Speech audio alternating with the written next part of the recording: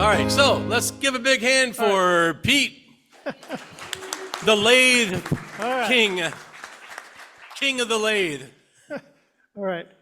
So I'm talking about bowls from board, and this started for me.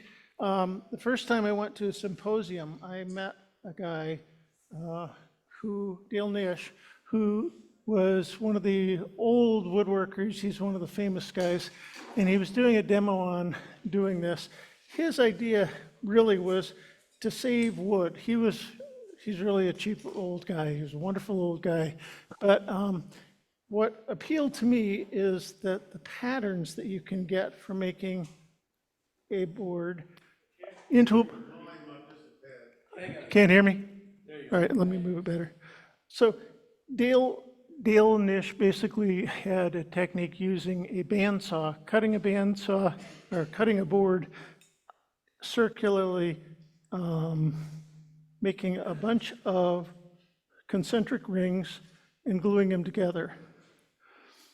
And so I've seen a whole bunch of different techniques doing the same thing, but the basic idea is you're taking what is really a flat board and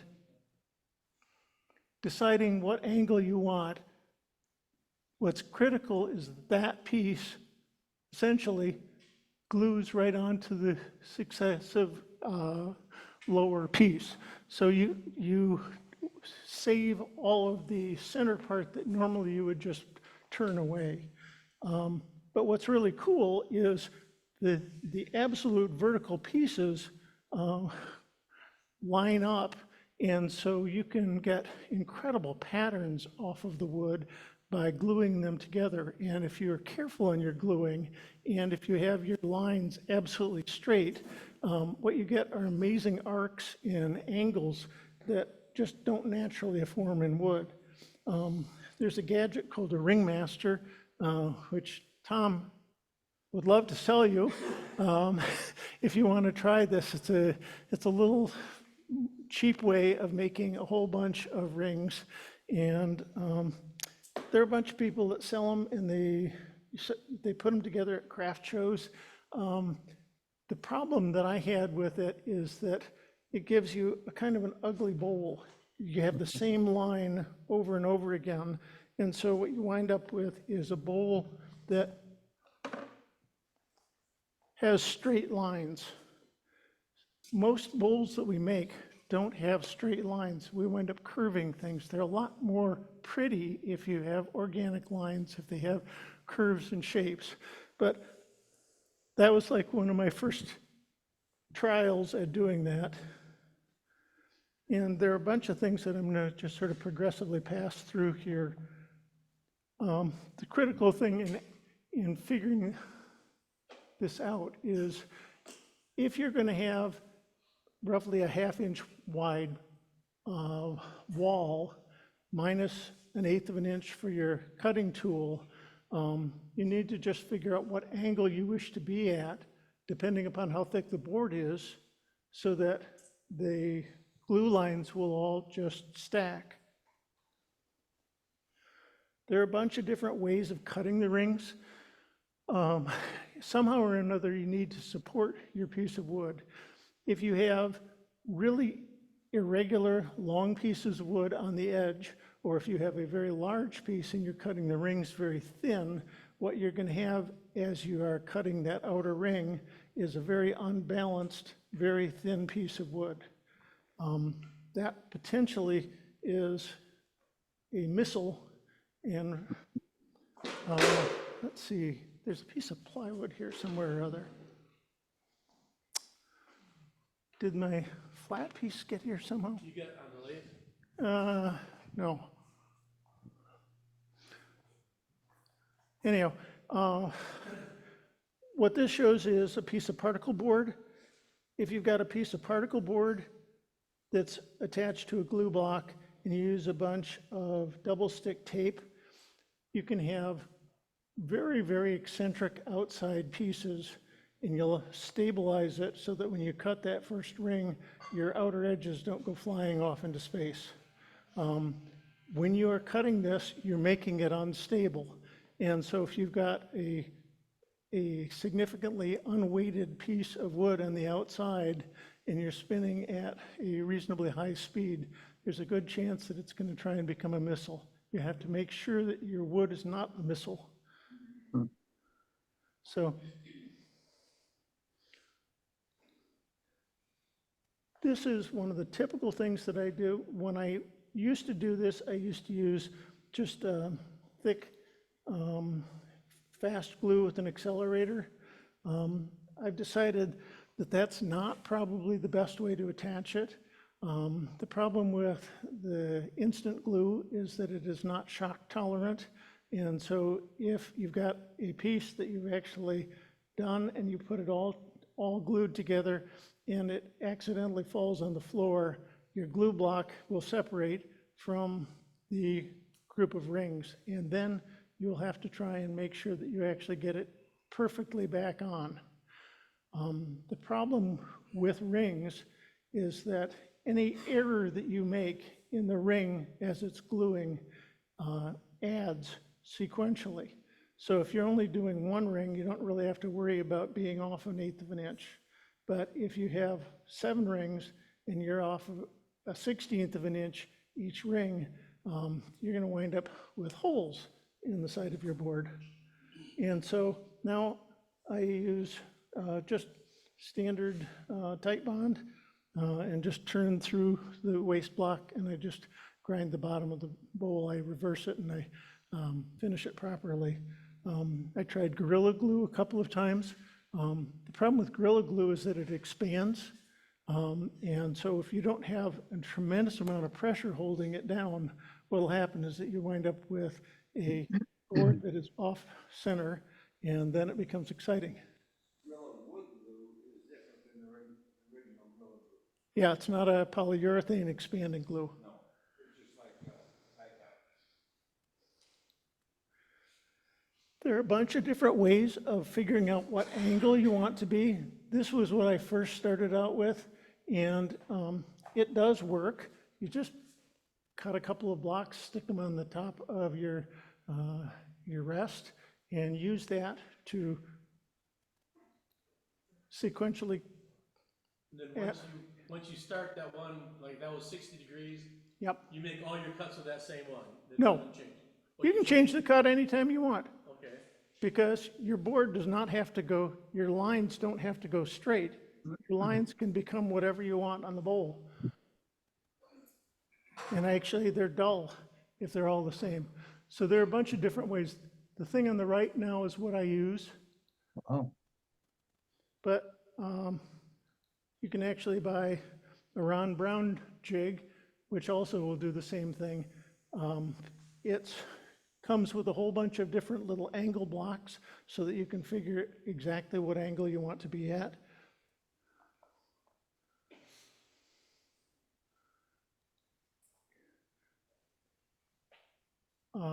I tend to cut in because it's a lot more, I found it a lot easier to cut them with the angles cutting in, and all I have is a metal ruler with a magnet on top, and I can stack all the rings as I'm cutting them on the lathe.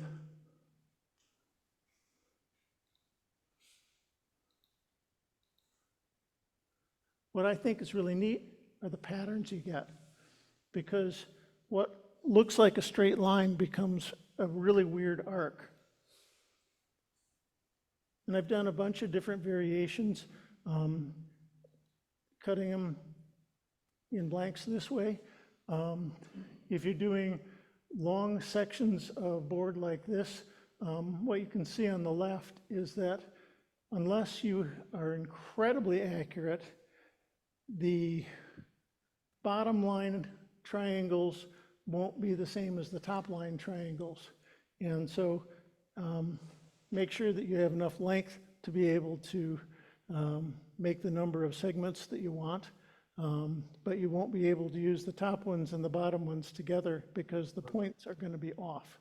And even if you think you've machined it incredibly accurately, it turns out that it's almost impossible to get them to be right. So just make a bunch of extra pieces and use tops for one set and bottoms for another set. And I just glue them together.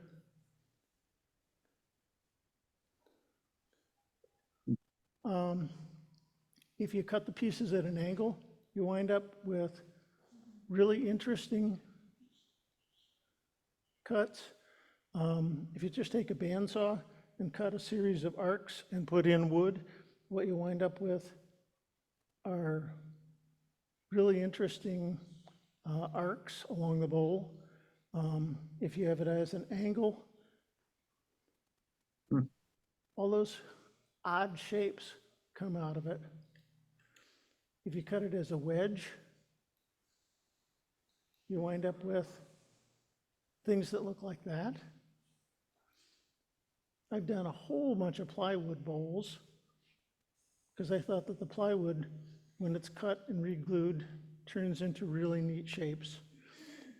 Critical things in it are I dry fit everything and put pencil marks before I glue it, and I can wind up gluing 6 or 7 rings at a time if I do it fairly accurately. But the alignment really is critical. When you're doing this, you have to have absolutely flat boards. The top and the bottom have to be parallel.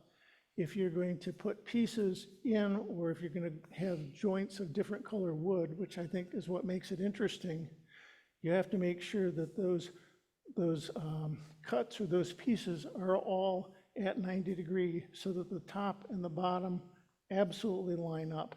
If you don't do that, what you wind up with is mismatches that really show.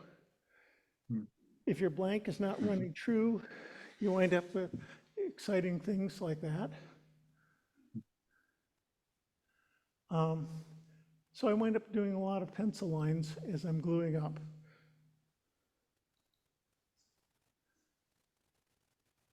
If you put another layer of wood in between the segments, turns out that you can get away with misalignment. You don't even see it. You can get away with, camouflaging it. Doesn't that change your relationship to the thickness of if you're raising that up, Yeah, it changes. it changes your board. It changes the walls, so it'll change the shape that you can make your bowl into. Step thing going where you have to. Well, you make your bowl the shape that you want it to be. You make the rings at the angle you want so that you can shape the bowl into what shape you want it to be. When you change angles on your cut, Uh-huh.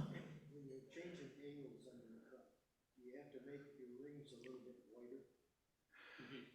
When you change the angles, When you change the angles on your cut for when you're slicing your rings off. 45 to 60. yes, 45 to 50 or 60. yes. You have to make your slightly bigger. So, Pete, could you repeat the question for those of us online? if you are going to change the angle on your cut, the inside of this is fairly smooth, but you can see on the outside, I've changed the angle so that you'll have less, less contact. Well, actually what you have is the same amount of contact, but you have more wood on the outside to turn away because you've made that ring essentially thicker on the undersurface by changing the angle. So the image that you posted to the group in the handout, I think answers this question. Yeah, So, because when you show all those different angles, you can see that what you're trying to do is get your top of one ring to line up with the bottom of the next ring, and vice versa. yeah. So if you change the angle, then you are gonna make them wider. So this is one that I just really quickly threw together out of just some scrap pieces of wood, bandsawing the cuts of pieces on top of each other so that they would match, and then re-gluing it into a board. but I'll pass it around and you'll look and you'll be able to see that my bandsaw blade was not actually at 90 degrees. So the tops and the bottoms are not perfect. So it winds up being what my wife will call a C-grade bowl. She's a tough woman. This is, that's a piece that's cut with a wedge into it. So it arches. This is a whole series of just arcs cut with a glue line. It was just a piece of crummy maple. And I thought that this would change the shape and the color and the dimensions of the maple a lot. But this was probably, now let's see, 2013. So it was back when I was making all the lines the same. And I find that that's a duller looking bowl than a bowl that has some character and shape to it. I do a lot of six-sided pieces glued together. One of the things that I found is that if my center points don't really match perfectly, it looks odd. So the best thing to do when you're finishing it off is take a Forstner bit while it's still on that's glue block, drill it out, put a piece of different colored wood in, matched and glued in, and then it looks like a character piece. This is just, it was actually green poplar and some scraps of cedar, and I was just throwing a bunch of these things together to try a different shape. And what it really struck me was that you need to make sure that the woods that you're using are fairly compatible density. If you have, I wound up trying to do a piece of ebony along with poplar. And what happens is you can't sand the darn stuff and have it come out as anything other than ripples. So your woods need to be of fairly similar density in order to get away with it. If you take this technique up to what I think of as extreme levels, you can get just incredible pictures, and you can do dizzy boards. Should have brought my D. Yeah. I like to do plywood. So basically what I do is I rip strips of plywood, and then I use some of the veneer bands and I just glue them up in patches like that. I use a cutting jig to come up with my 30-degree angles, and I make a series of just diamonds. And so these are the diamonds. I got one to pass around here.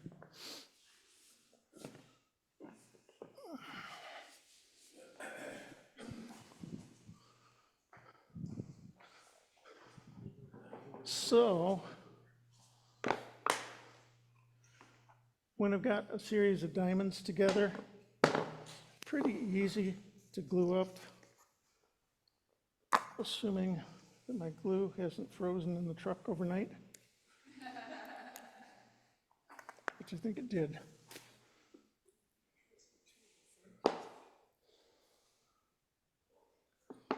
No, it's not that high tech to stick things together.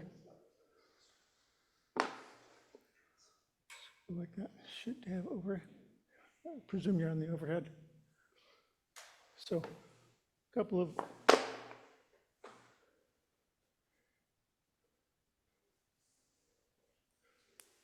so if you've got something with character or rings or alignment, is this showing? Go overhead. All right. Yeah, because this should show. Yeah.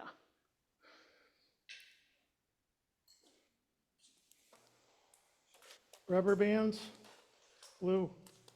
It's not hard. Stick about 4 rubber bands. I actually tend to do halves So I do, and you can adjust it a little bit as it's all setting up. Does it show? Yeah, it shows. So if you've got a character line in there, you've got something that you can really see for lining things up. And I tend to do actually one half at a time, but I didn't have a big enough template to have three here, but I would do two halves, and then I'd just run it through a flattener so that I could glue the two sides together. And what I'd wind up with then at the end of that would be a bowl like this. And once that's set, I will most of the time run this through a planer or I will sand it, but I want to have the top and the bottom absolutely parallel to each other. I was setting this all up at home, and I have a bigger lathe at home, and what I found is that this actually won't turn without cutting off the edges. So what I did was I just took another one. The other thing I realized is that I tried with an overhead camera to show the backside gluing of one that was all done. So it's turned into rings.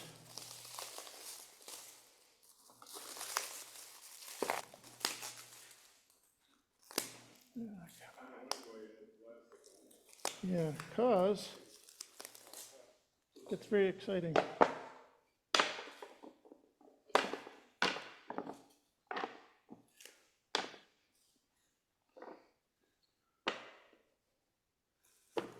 And what I found when I was trying to do this with my own camera was it had so many features here that unless I got the camera really focused in incredibly, I couldn't see hardly anything. It looked terrible when I did my home demo.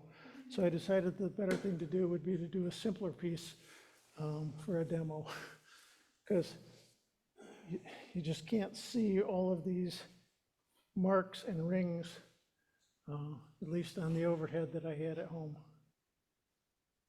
Can you see those? Yeah. Yeah. So you look it on the TV. Oh, okay. Works better. Well, then you can see them.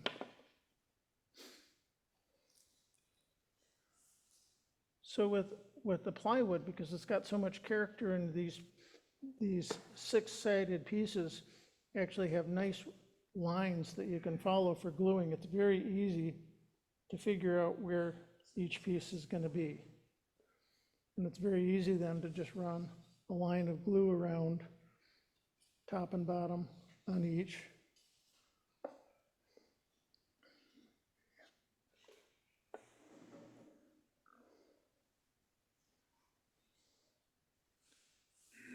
You put a mark across the face of that before you cut your rings. Yes.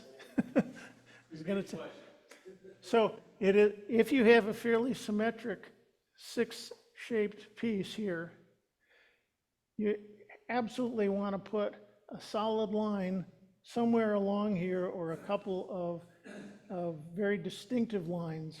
On this blank, I have two pencil lines all the way out so that when the rings are cut, I can figure out where they go rather than being 30 degrees off. Because no matter how careful you are, if you've taken two sides and glued them together, you'll be a 32nd of an inch or a 64th of an inch off. The rings all have to be glued back in the shape that you want them if you're going to follow these lines all the way through. And if you do that, what you'll wind up with is arcs that just line up. And so when it's all turned, it's really hard to tell that it was made from one board. and it really looks like it's a single, confluent thing, and it's a lot cooler. If the lines don't match, it winds up being a grade C bowl. Huh? This is almost all Baltic birch. So you can use just about any kind of plywood you want. I had access for a while to a bunch of the stuff that was being cast off from Gentex. Turns out that most of the cabinetry shops use Baltic birch. I was reading that a lot of old furniture, like 10-year-old furniture, that is being dumped off in trash lines has chunks of Baltic birch in it. This all really, to me, with the plywood started off with a brother-in-law who said, what are you going to do with this scrap of, I had a piece of scrap 12 by 36 inch piece of plywood, and he said, what can you possibly make out of that? And I said, well, I can glue it back up together and I'll make something different out of it. Baltic birch is better than cheap plywood because it has fewer voids. You can use any kind of plywood if you want, but what you'll find is that you have a whole bunch of voids that you then have to fill with plywood or with sawdust and glue, and you wind up patching it a lot. It's more screwing around with than you want to do. Baltic birch is better. Did that answer? Yeah, okay.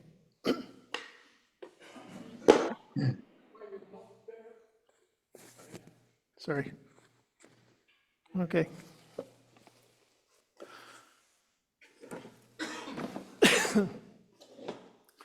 So before you clamp it, I see you got your clamp. Clamp the whole thing. How do you keep that from slipping out? Or has it created enough tension by sitting there? I just hand press them down for about 20 seconds. Okay. And then I can put the next ring on and I hand press it down. I actually brought my screw clamp press that's out there so that you can look at it if you want to. Before I actually made that, oh, there it is. So before I did that, I used to use just a couple of 10-pound dumbbell weights up on top. That worked, I think, just as well as the press that I made. But if you want, there's lots of sites on the internet that'll show you how to make one of those clamp presses. And this the screw mechanism on top was like $4 at Harbor Freight. These are, yeah, can you go overhead in? If you're making just one, and you don't care about your time so much, you can glue right on the lathe Sure. or a drill press. If you don't care about your time much, you can glue it right on the lathe with a pressure block in it, just like the segmented people do. I personally don't like doing segmenting. I mean, I just don't have the patience for it. This is kind of segmenting in a way. I'm sorry. All right. Thank you. This is kind of segmented turning, but it doesn't involve the same amount of meticulous patience of gluing together hundreds of little tiny pieces. Go ahead. Yeah. How long does it take for it to dry, where you feel comfortable with start to do it? How long does it take for the Type Bond 3? You can turn it in probably 6 hours, but I usually just give things a day. You can tell when you look at it how solid it is, and you can feel it. And where you've got little squeeze outs of the glue, if you can knock it loose with your fingernail, it's not dry yet. So these are this is what I use most of the time. It's just machined and it fits into the tool post. And on my Powermatic, it fits in perfectly. What I figured out yesterday, when I figured out that my blanks were too big, is that this won't fit at the right height in this tool rest, nor will the Ron Brown version. This is Tom's, right? And I had turned a bunch. Tape didn't work. Sorry. So I've turned. I've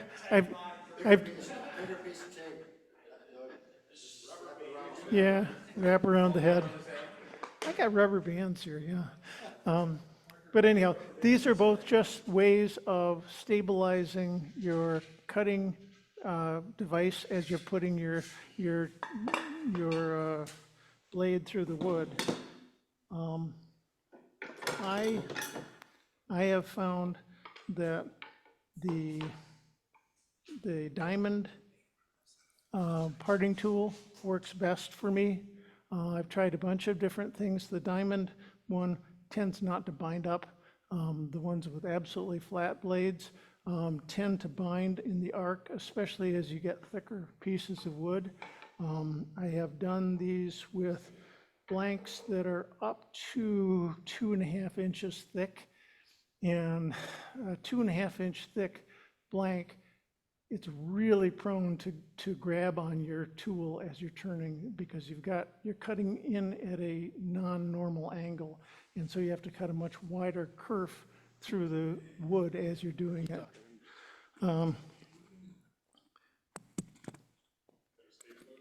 Yeah, if you try and make the blank less than about 5/8 of an inch, you wind up having to make an awful lot of rings in order to do it. And you wind up, if you lose 1/8 of an inch of width in each ring just because of your cut, and you've only got a 5/8 inch piece of wood, you wind up having to cut in at very shallow angles. You don't have much extra wood to do.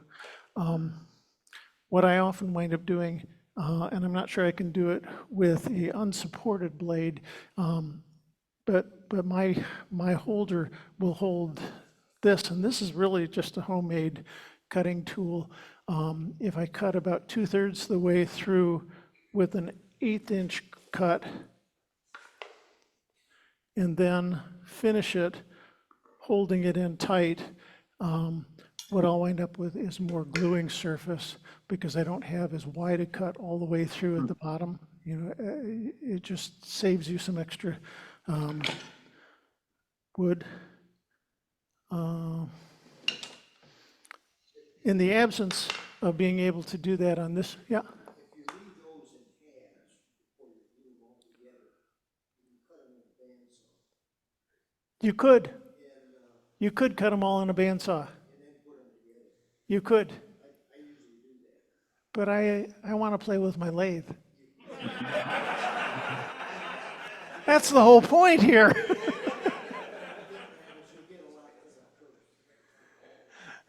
You could have a much thinner kerf with a bandsaw, but it won't be any fun.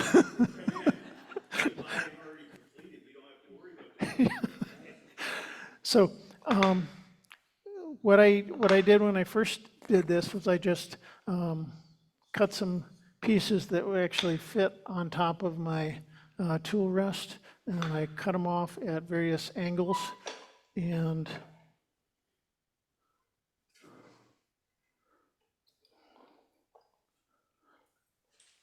so if I set this up properly,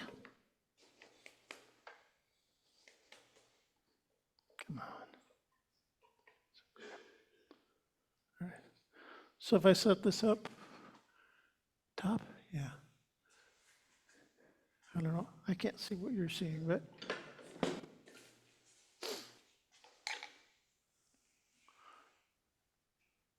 does that allow? Yeah, okay.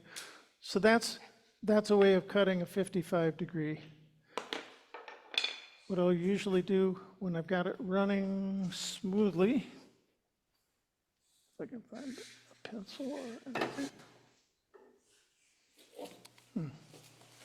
I had pens or pencils down here somewhere. Here's one. So if I'm going to start about a 1/2 inch in, I'll make myself a mark, come again.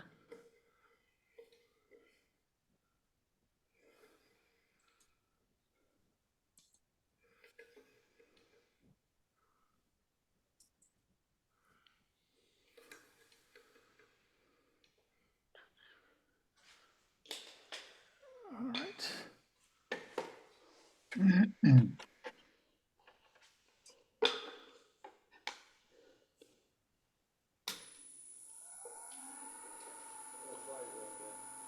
All right.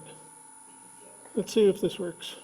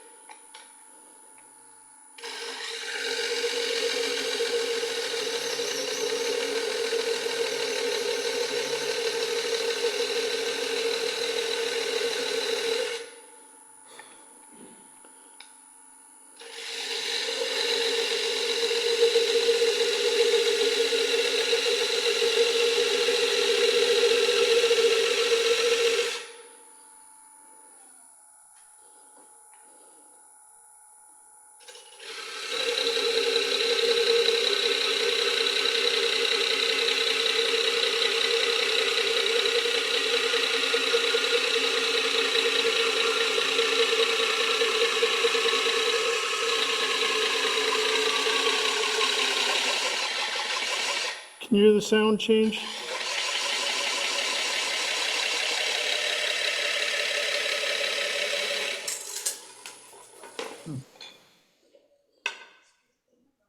Now I've got a ruler held down with a magnet. It just keeps it out of the way. It holds it up out of the way, otherwise it runs on top of it. He's talking about there, he's got a ruler on the top of the headstock that kept that ring from running away. All right. Those things make a big difference. It's called the trick of the trade. Are you cutting on center line? You're cut at center. Horizontal, up and down.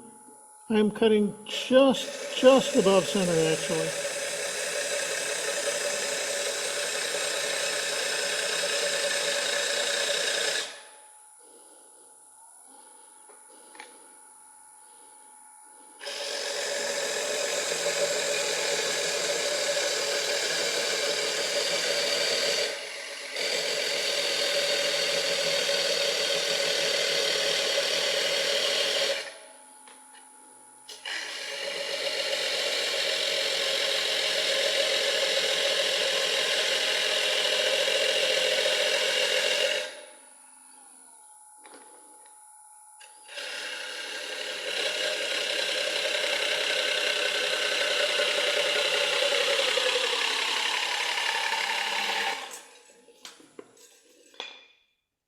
So that angle, is that the same as you for cutting that first one, or is it changed?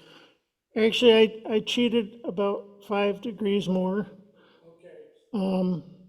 I don't know what I did with, I had a whole series of these things, what I've got right now that I could find, because I don't use this anymore, was I had a 55 and a 65.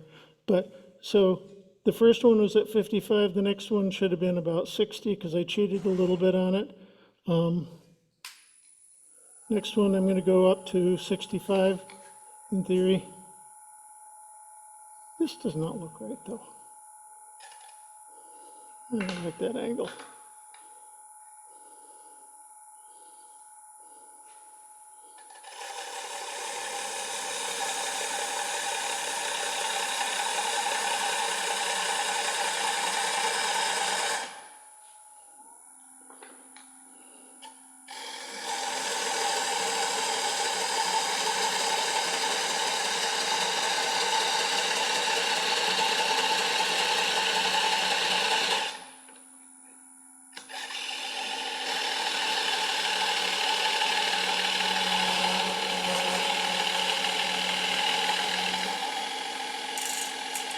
Get up there.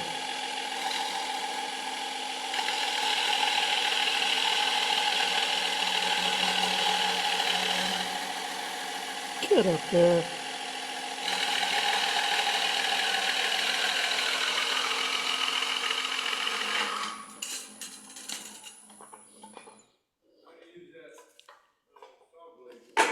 Oops, sorry.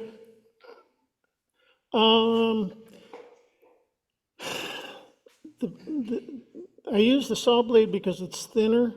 The problem is that when I'm normally using it, I've got something that is a captive along the whole blade, so it doesn't allow the blade to distort much. If you're using a thin, flexible blade like this, freehand, it doesn't have enough stability and it'll try and go wonky, and I'm afraid I don't want to screw that up that way. So another way of adjusting the angle is just to change the angle of the tool rest. And so I'm going to cut this last one in a bunch tighter.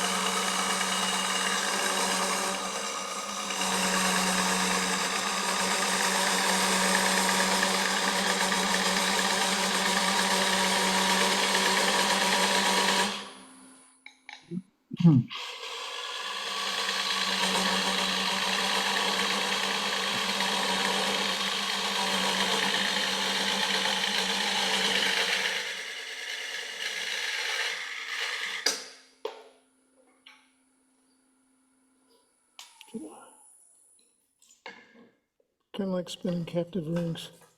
Increasing the speed when you go down smaller, Yeah, just because it goes faster. and I dropped the speed down a whole lot as I was getting towards the very end, especially on the outer rings, because this is a really solid one, but if I'm cutting them really thin, you know, once you've cut through, it doesn't have much support other than that, and so you've got an awful lot of centripetal speed, and especially if you're doing one with, where you're trying to save the angles out on the end, so that a lot of the plywood ones or a lot of the boards, I'm actually having them slightly rounded with hexagons around the outside edges. That unweights it. I mean, you've got extra weight sitting there, and it's. Yeah, I'll beat them off. No problem. So that seconds is a hammer. Everything is a hammer.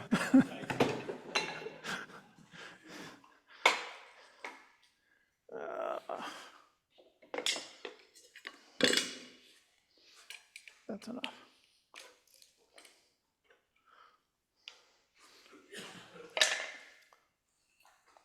This stuff should show fairly well. What I usually do when I'm doing this, also when I'm cutting the rings off, is that I'll just touch some sandpaper up against that and get rid of the sharp edges, so that you don't have to cut your fingers on the sharp edges. But this is essentially one of those. So then it's a matter of laying it out and making your glue lines. And since I did, can you see? There's a double line here on this, so that I know that pencil line, because I made a line along the back, I know that that line goes to this. So all I'll have to do is move these around until they're all perfect. And then find a pencil again.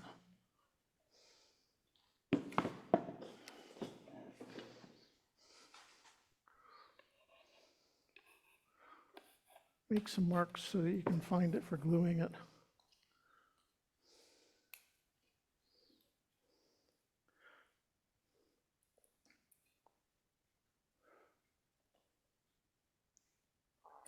So then what's the gluing surface all the way around there, about an eighth of an inch then? On each ring that you're sitting on top? No, these are about ½ inch wide rings, so the gluing surface is gonna be 3/8 at least. Set that on top, it wouldn't really much. Yeah, I mean, if you look, well, let's see, there's one that's all. Here. Pass some of these rings around.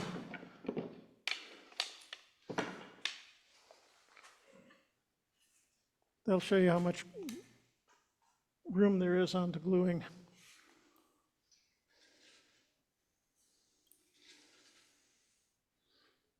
And if your glue joints weren't so straight, you could just offset these by not lining the lines up right. You could. But then it would be a grade C bowl. The wife notices that, huh? Put a spacer in. You know,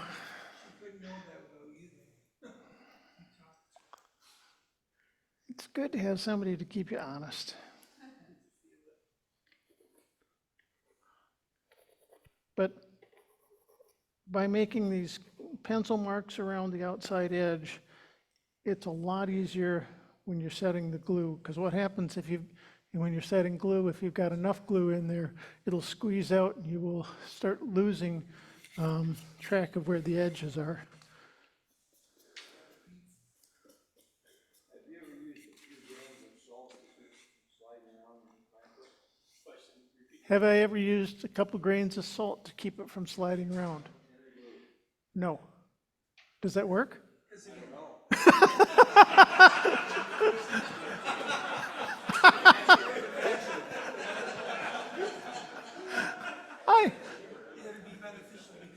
I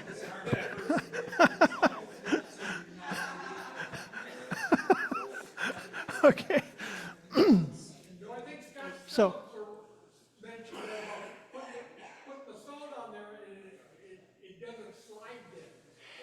you know, It dissolves and then it doesn't make but, the but, you know, Type Bond 2 or 3 sets up, I mean, you can move it around for probably, a minute or 2 or 3, but once you've held it down and put pressure on it, I mean, it has some stick, and it's not gonna go unless you do something to it to, right.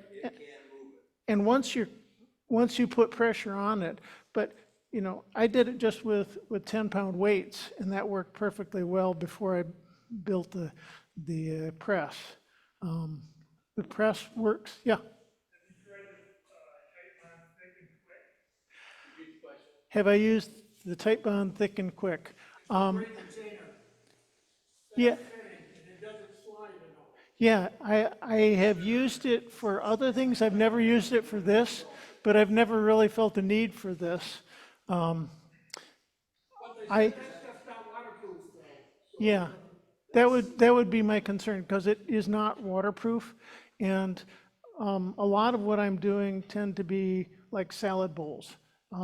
When I'm doing the salad bowls, what I really like to do, the finish that I really like to use is it starts with thinned epoxy. So I get Boat Builders epoxy, or you can even buy the cold weather epoxy for mass of penetration. But you can make your epoxy, once you've mixed it, thinner and penetrate wood much better by adding up to about 30% acetone with it. If you do that, it will stink when it's curing. It probably shouldn't be done at temperatures less than about 70 degrees, so I don't do the epoxy in my shop in the winter. I get a whole bunch of them all set, and then I do them when we get a really hot day. But if you paint this all once it's glued and once it's sanded and once it's ready with thinned epoxy, it penetrates in, it absolutely glues it all together. It fuses it into a solid piece. And then what I tend to do is let it dry for 4 to 6 days so that it's really cured. And if it's not feeling super cured, I'll actually put it on top of an oil heater and I'll cook it at like 90 degrees or 110 degrees or something for 12, 18 hours. I want the epoxy to really be cured, and then sand it so that it's flat. And you can't see that it's there then. It doesn't look glossy, it doesn't look like anything other than wood, but it has fused the whole thing into one solid piece. And if you put 4 or 5 layers of polyurethane on top of that, it's relatively indestructible. I have people that have used those salad bowls, 3 or 4 times a week with salad dressing on it for years. And as long as you just hand wash it and don't put it in the dishwasher like somebody did, they will last just for decades, I think. And if you needed to, you could put another little layer or 2 of polyurethane on it, but it's really durable that way. Yeah. I sometimes use a little gobble of hot glue, if I'm gluing up something with a white clamp it, keep moving around a couple of beads around it. Yeah. And that allows it to clamp it. I've not had problems with them moving once I set it. If I had that, then I would get pissed off. George? With that, thick and quick glue, you may get a dark blue line on white wood. I thought it was clear too. Yes, it is. Yeah, it dries clear.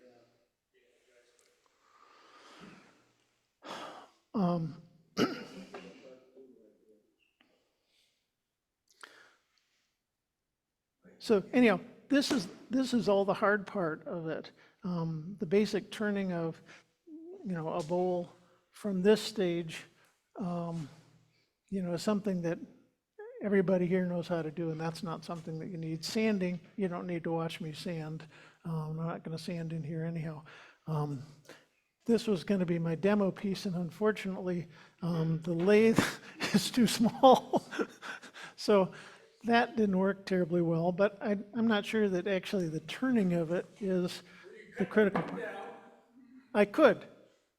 Yeah, I did. I cut this one down, but this one isn't going to be glued up fast enough to show you today. And honestly, you don't need to see that, but there's enough. Come up and look at this. There's enough wall thickness in here so that I can turn this. Show the inside pattern of it so that people see what it looks pretty much finished. And the centerpiece, the center here, it's 1 1/8 inch. So I'm going to go in quite a ways in here. So this will actually show the arcs, just like the other arcs do. So that's really my demo.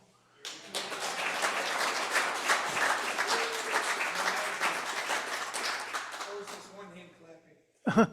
Peter, with removing all the center support like you would normally leave in a bowl, do you approach it any differently as you would a solid log?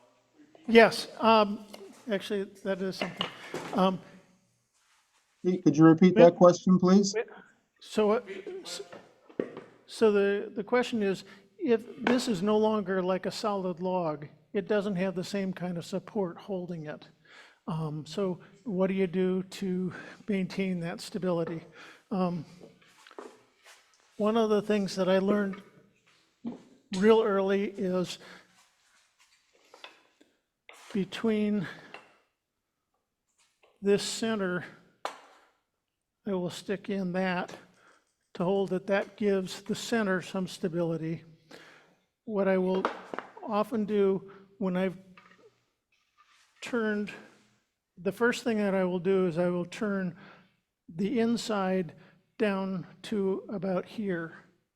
And that's about a 12-inch diameter. I've got a 12-inch diameter disc that I have a bolt or a little screw fitting onto so that I can actually slide a disc in that's 12 inches diameter on the inside so that I've got tailstock support so that this doesn't vibrate as much. You can get away without doing that, but it actually makes it much more stable, especially as you're trying to go thinner. The thing that is most prone to get you into trouble with that kind of vibration is that outer two rings, that outer edge, because that's got the most instability in it. And so you have to work on the outer edge first. First take down that, then get the outer rim done to whatever you want done, then progressively work your way on in. If when you first put this on and it starts spinning, you can see that you're really off on a couple of rings and it's going to be unstable, I will take off some of that wood right away too. Whatever you have to do to try and make it so that it's not an unstable spinning platform. So you turn the inside first? I turn part of the inside first so that I can put my disc in to hold it. Because you can't put the disc in right now because you don't know where it's not going to run perfectly true yet. And what you have to do when you're first setting up your disc to spin it, if you are not running true before you start cutting any of your rings, figure out what you have to do to get it to run true. If it's off center and it's wobbling, you will not be able to cut rings, or it'll make your life very, very exciting. Because, you'll be cutting through on one side and the other side will be flailing, and it's a good way to make the rings break.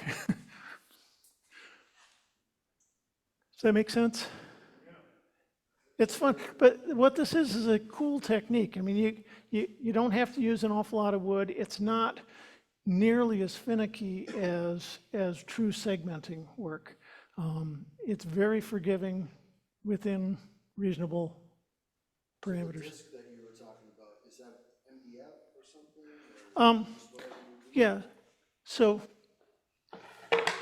this is what I was looking for earlier.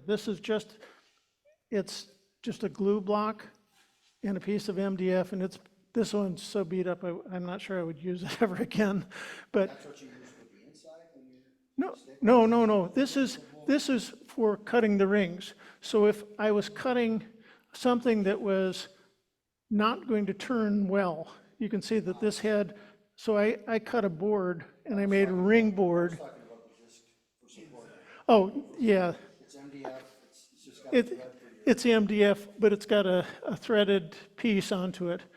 So that it's got, I don't know, what is this, this half-inch thread or something? Yeah. Three-quarter, whatever.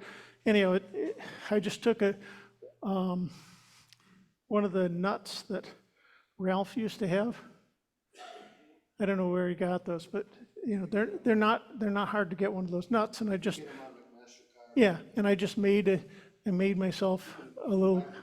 I glued it to a glue block, and then I glued it into an MDF ring, and I spun it down until it was absolutely true at 12 inch, and it basically just screws onto this so that it becomes a stable way of holding it.